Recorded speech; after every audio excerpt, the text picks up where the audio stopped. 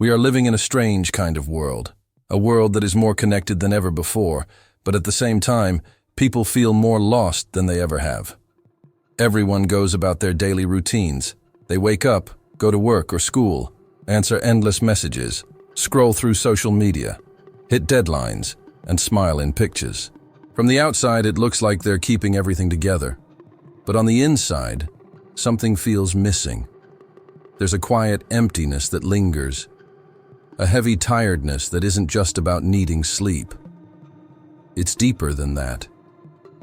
Today, so many people walk around carrying a silent feeling of unease, even when nothing seems to be wrong. This feeling doesn't come from wars or disasters or tragedies. It doesn't arrive with any big event that changes life overnight. It shows up in the ordinary, in the repetition of daily life. It grows in the non-stop pace of modern routines that don't allow for rest. It's born from the constant demand to be productive, successful, and happy, even when people don't feel that way inside. When someone feels lost in this kind of world, society often tells them it's their fault. People are made to feel weak or broken, as if they're the problem because they can't keep up. But maybe feeling lost isn't a weakness at all. Maybe it is the clearest sign that you were still awake in a world where most people are sleepwalking. Maybe it means you were still searching for something real in a culture that keeps offering shallow distractions. Think about it. We are drowning in options and opportunities. Everywhere you look, there are too many choices, too many voices, too many expectations. You can watch, read, or learn about anything at any moment. You can talk to anyone, anywhere. You can reinvent yourself endlessly. And yet, in this flood of possibilities, people lose the most important thing: a real connection with themselves, with the present, with what it actually means to be alive. That is why the ideas of Albert Camus still feel so powerful today. Camus was a French-Algerian writer and philosopher from the 20th century. He lived in a time when the world was visibly collapsing. There were world wars, genocides, political chaos, and the threat of nuclear destruction. Humanity had seen the promises of progress shatter into violence and death. In this dark time, Camus asked one of the most important questions anyone can ever ask: is life still worth living? This was not just an academic question for him. It was a matter of survival. If nothing in the world could guarantee meaning, if politics, religion, and ideologies had all failed to provide lasting answers, how could a person continue living? This is where Camus began his philosophy. And this is also where his thoughts connect so strongly with what many of us feel today. Because being lost, in itself, is not failure. Being lost can be the first sign that you're ready to search for a new path. Camus showed us that even when life feels absurd, even when nothing makes sense, that very awareness can become the starting point for something deeper. Back in his time, Camus saw a world in ruins. Wars had destroyed not just cities, but the very belief that humanity was heading toward progress and peace. The Enlightenment had promised that science and rationality would guide us into a brighter future. Instead, people saw concentration camps, nuclear bombs, and an entire civilization that seemed to have lost its way. Old values were gone, and new ones had not yet appeared. Out of this collapse, Camus developed his main idea: the absurd. For Camus, the absurd is not a quality of the world itself. It is the clash between what humans desperately want and what the world offers back. Humans want answers, order, and logic. We want reasons that explain our suffering and give our existence meaning. But when we look for these answers, the world stays silent. This silence is what Camus called the absurd. It is that deep discomfort that appears when the questions inside us never meet answers outside us. For a long time, people thought this sense of absurdity only appeared during extreme events, like wars or massive social breakdowns. But look around today, and you'll see a new form of absurdity everywhere. It is not loud or dramatic. It is quiet, almost invisible. That makes it even more dangerous. Sociologist Zygmunt Bauman described this time as liquid modernity. The old structures that once gave people identity and direction, religion, community, tradition, family, have dissolved. In their place, we're told we have unlimited freedom to invent ourselves however we want. But this freedom often feels less like liberation and more like a sentence of loneliness. We are told that everything is possible, but nothing feels solid. Every door is open, but no one knows which one to walk through. We have access to endless streams of information, but we struggle to turn any of it into real wisdom. The more options we have, the more stuck we feel. Instead of freedom, many experience paralysis. Instead of certainty, people carry anxiety. And this is where absurdity shows up today. It's not always in moments of visible tragedy. It appears in the daily emptiness, in the routines that feel mechanical, in the scrolling that never ends. It's in the young person who has access to everything online, but still feels like something essential is missing. It's in the worker who moves through tasks without knowing why. It's in the student who asks, "What's the point?" when the future feels unstable and unclear. You can see the absurd in every late-night session of endless scrolling, in every attempt to fill the void with notifications, likes, or the next show on the playlist. Camus explained that absurdity comes from the confrontation between human longing and the world's silence. And never before has that silence felt so loud. We can hear it behind the carefully edited smiles on social media, behind conversations that don't go deep, behind the exhaustion in people's eyes. We are surrounded by noise, yet suffocated by emptiness. So what do we do with the absurd? That was Camus' real focus. Because once you see it, you can't unsee it. And when you face it, you are left with two paths: despair or revolt. This is the turning point. Despair means giving up quietly, shutting down, and living mechanically, even though you're still breathing. Revolt, however, means something else. And Camus' idea of revolt is not about violence or destruction. It is about presence. It is about refusing to run away from reality, even when it offers no answers. Before we dive deeper into that, we need to understand the kind of war we are already trapped in. The most dangerous war of our time is not fought with bombs or armies. It's fought with distractions. The enemy does not have a face. It doesn't shout. It doesn't march in the streets. Instead, it works quietly, glowing on screens, buzzing in notifications, pulling our focus in 100 directions until we forget what really matters. This is a war against presence. Every second we are pulled away from the present moment, we are losing. Camus believed that human beings need to experience reality directly, to feel sunlight on their skin, to hear the wind, to touch the world with their own senses. That is how we remember our connection to life itself. But today, almost every direct experience is replaced by some kind of simulation. The feed has become more real than the face. External validation feels more important than self-understanding. The present moment is sacrificed for the next update. This acceleration of digital life has deep consequences for our minds. We have never been so stimulated, yet never felt so empty. We jump from video to video, from one tab to another, from one distraction to the next. But we rarely give our full attention to anything. We are constantly half there, living in drafts of ourselves. Our attention, which should be the purest act of presence, has been stolen by systems designed to monetize our time and restlessness. It's not just about being hooked on technology. It's about an entire design of reality that keeps us entertained, but not awake. Social media, for example, has turned life into a performance. We become both the product and the audience. We start to exist more in what we show than in what we feel. Intimacy gets replaced by shallow displays. Depth gives way to endless streams of fast content.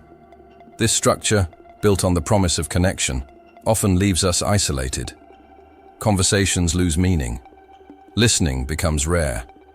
Pauses disappear. Silence feels unbearable. But silence is where awareness begins.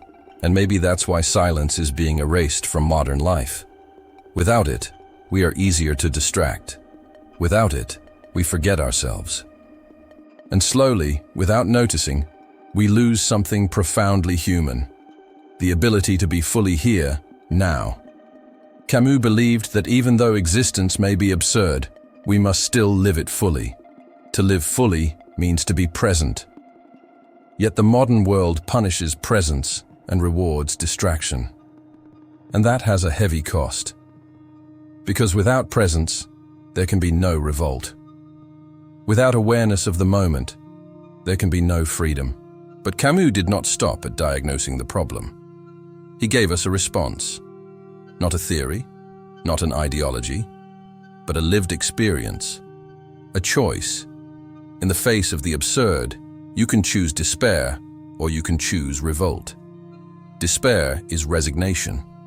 It is collapsing inside while your body still goes through the motions. It is surviving without really living. It is becoming mechanical, existing out of habit rather than passion. Many people today are caught in this quiet despair without even realizing it. But there is another way: revolt. In his book, The Myth of Sisyphus, Albert Camus reflects on what it really means to give up on life. He is not only talking about the extreme act of no longer wanting to exist, but also about a state of mind where a person continues to breathe, to move, to do things, but has already given up living fully. It is like existing on autopilot, being present but not alive, continuing routines while the soul has quietly surrendered. This is one possibility in the face of the absurd. But Camus presents another, one that is less obvious but far more powerful. He calls it revolt. And for him, revolt is not about violence. It is not about burning down the world outside. It is not about rage against governments, systems, or people. Revolt, as Camus describes, is intimate, quiet, and deeply personal. It is a choice, an internal declaration that says, even if life has no guaranteed meaning, even if tomorrow is uncertain, even if nothing is promised to me, I still choose to live. This is where Camus's philosophy becomes strangely beautiful. He does not tell us to escape pain, to deny it, or to cover it up with illusions. He tells us to live inside it, to look at it directly, and to carry it with dignity. The one who chooses revolt is not someone who expects a reward, not someone waiting for life to finally make sense.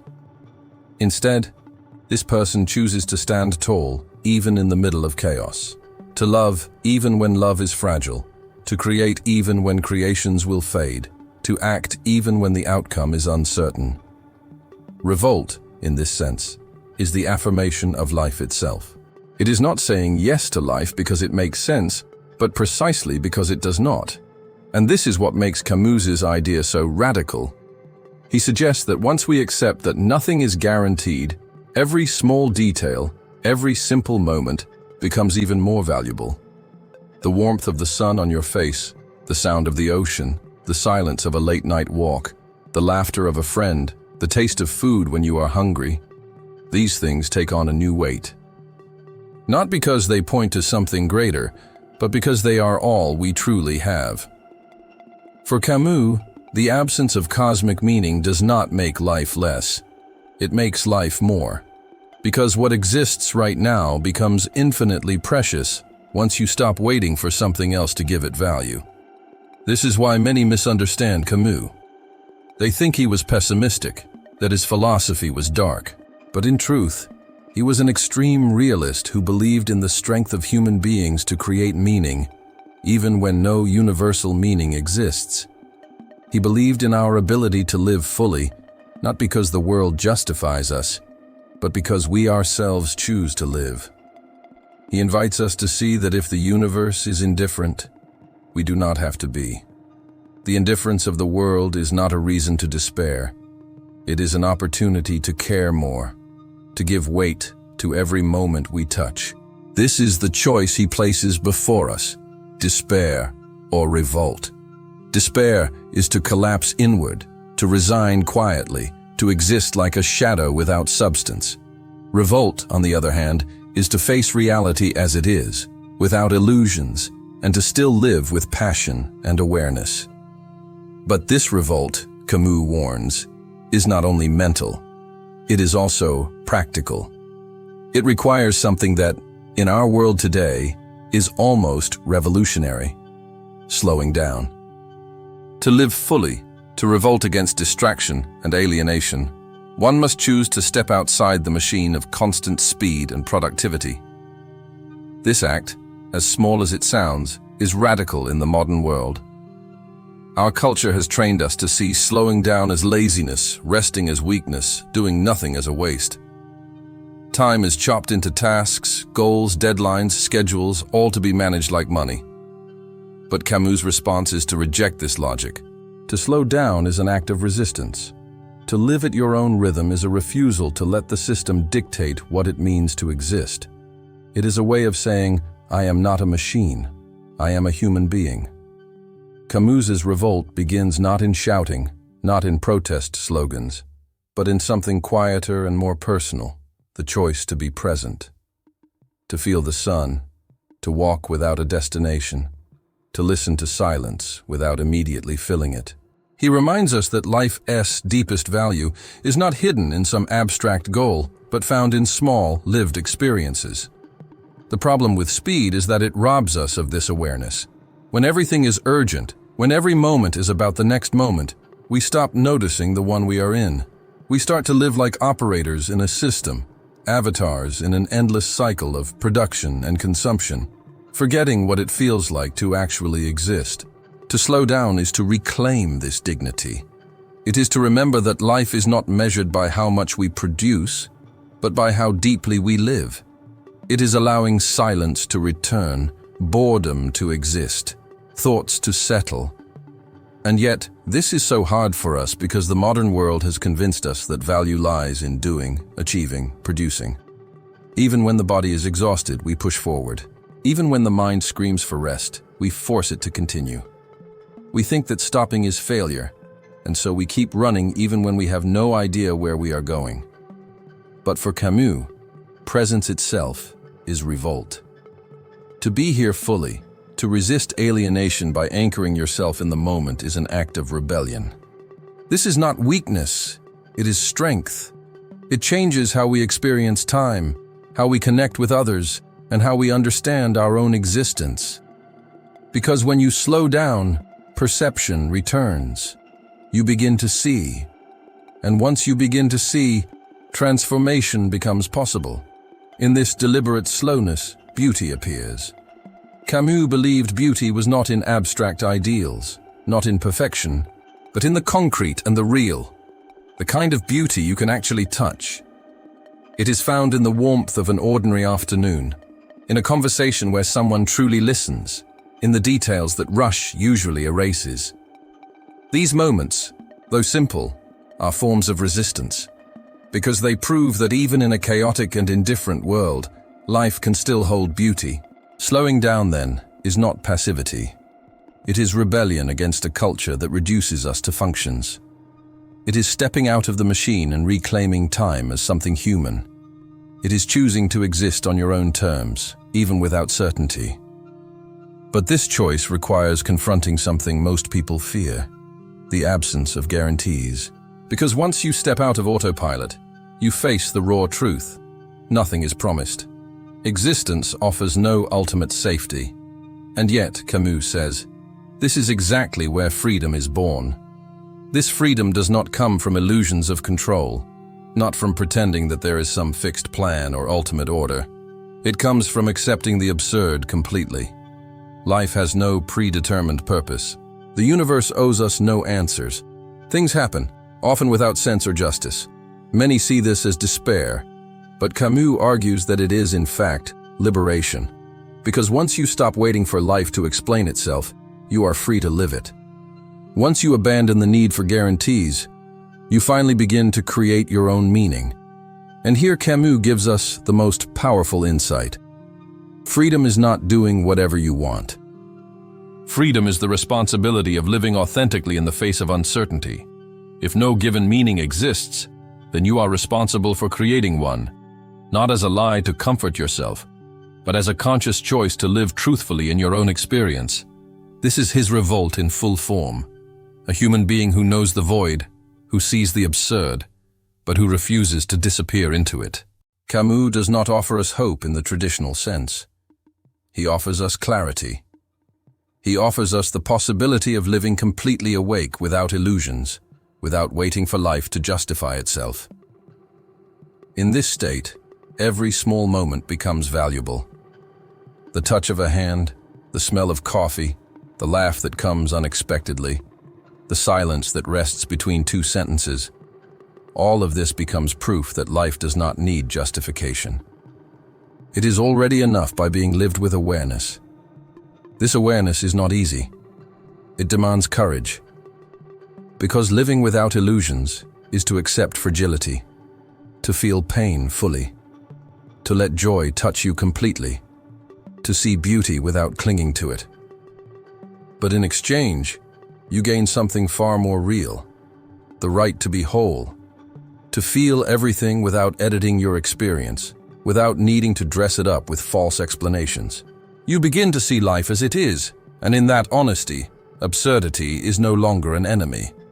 It becomes a landscape you inhabit. And this is where the paradox of Camus's philosophy shines. It is only when you give up the search for some ultimate purpose that you finally start to experience the miracle of the present. It is when you stop demanding that life pay you with meaning that you receive its true gift, the chance to be here, alive, now. This is why, if you feel lost, it might not be an ending. It could be a beginning. Being lost is not failure, it is not weakness. It is a sign of lucidity. In a world where most people numb themselves with speed, distractions, and endless noise, the one who feels emptiness is the one who has noticed reality for what it is. Feeling lost is an awareness that the world is not giving you what it promised. It is a painful but honest recognition that life, as it is, does not guarantee answers. And far from being broken, this sensitivity is a kind of awakening. Camus never wrote to comfort us. He wrote to wake us up. And waking up hurts because it strips away illusions, because it shows us life without masks, because it forces us to stand in front of the void. But it is also the first step to truly living. Because when you stop waiting for guarantees, you begin to build your life on what is actually here. When you stop pretending that everything makes sense, you begin to live with full honesty. So if you feel lost, if you feel that confusion, if you sense the emptiness, it does not mean you are broken. It means you are alive in a way that many avoid. You are closer to the truth of existence. And from here, a new freedom begins. Not the freedom to have it all. Not the freedom to control the future. But the freedom to say yes to life exactly as it is. This revolt is not loud. It is not dramatic. It is the quiet practice of presence. The choice to slow down. The decision to care for the details. The courage to live moments without needing them to mean more than what they are. It is the act of creating meaning from within, not waiting for it to arrive from outside. It is saying, being here is already enough. And perhaps that is why, if you are listening to these words and they resonate, it means you are already on this path. You are already waking up. You are already beginning to notice the beauty in what cannot be explained. The depth of what can only be felt. Camus leaves us with no promises. But what he offers instead is something far more powerful. A way to live in honesty. A way to embrace both pain and beauty. A way to be fully present even in an absurd world. If you feel lost, maybe this is not the end at all. Maybe it is the beginning of something more real than anything you have known before.